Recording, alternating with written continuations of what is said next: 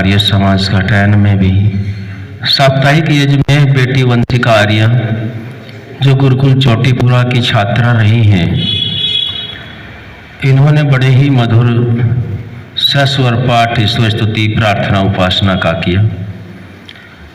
अब हम सभी जी आप बोलेंगे, हम सभी एक मंत्र के अर्थ को समझने का प्रयास करते हैं।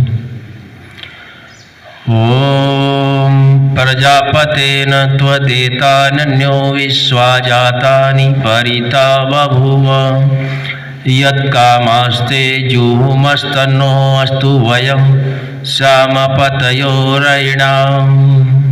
मंत्र का भावार्थ हम सभी को स्पष्ट होना होता है।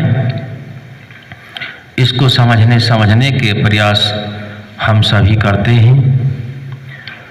महर्षि दयानंद सरस्वती जी ने इस मंत्र के भावार्थ को इस प्रकार से समझाया है कि हे सब प्रजा के स्वामी परमात्मन। मंत्र में बताया कि हे सब प्रजा के स्वामी परमात्मा। प्रजा का अर्थ केवल मनुष्य ही नहीं है, जितने भी देहधारी हैं, जिनके अंदर आत्मा है, वे सभी उस परमात्मा की प्रजा हैं।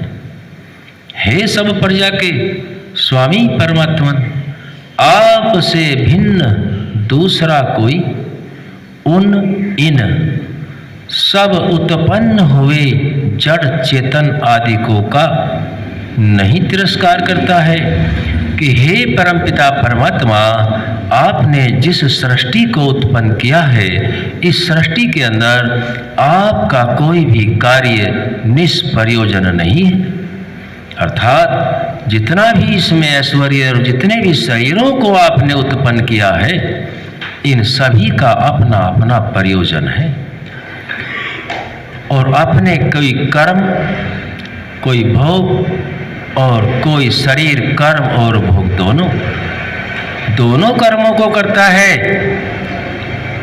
इससे कोई भी अन्यथा नहीं रहता, कोई भी इसका तिरस्कार नहीं करता। लेकिन आपने तो इस संपूर्ण सृष्टि को उत्पन्न करके सभी प्राणी मात्र के कल्याण के लिए दे रखा है, और इसमें आपका कोई लेश मात्र स्वयं का प्रयोजन नहीं।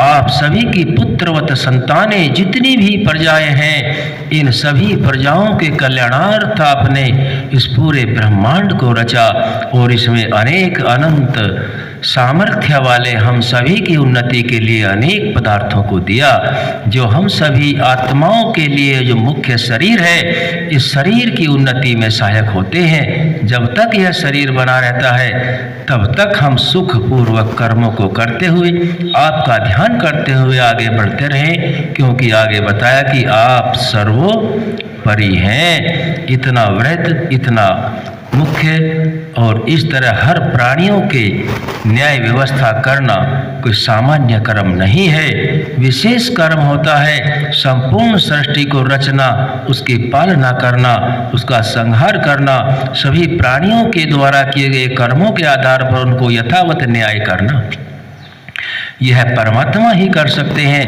आप सर्वोपरि हैं।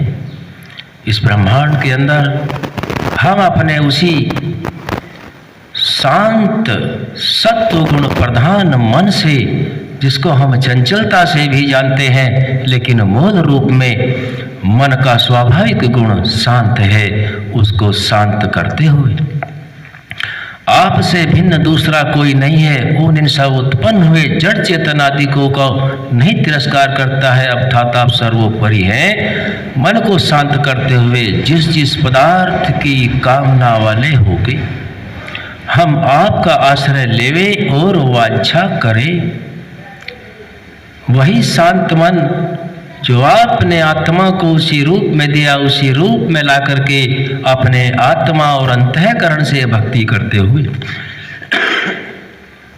जिस जिस पदार्थ की कामना वाले होके हम आपका आश्रय लेवे और वांछा करें, उसकी कामना हमारी सिद्ध होवे, जिससे हम लोग अर्थात जो आपकी आज्ञा के पालन करते हुए उसके अनुकूल बरतते हैं, धन और ऐश्वर्यों के स्वामी होवे। बड़ी सुंदर सुंदर बातें, बड़ी गंभीर बातें सामान्य शब्दों में भाव गंभीर रखते हुए ऋषि ने मंत्रों के अर्थ से समझाया है कि सच्चे ईश्वर की उपासना, सच्चे देवों का ज्ञान ग्रहण करके आचरण में लाए बिना मनुष्य की उन्नति संभव नहीं है, क्योंकि इसके बिना कोई दूसरा ऐसा ज्ञान नहीं है जो मन, आत्मा, अंतःकरण, बाह्यकरण, अंतःकरण आदि अन्य सभी पदार्थों को उसी रूप में लाने का कार्य करता हो। केवल परमात्मा का ही ज्ञान परमात्मा के बनाए पदार्थों को उसी रूप में ले जाने के लिए हम सबको अग्रसर करता है, और तभी हम पितृभक्त, राष्ट्रभक्त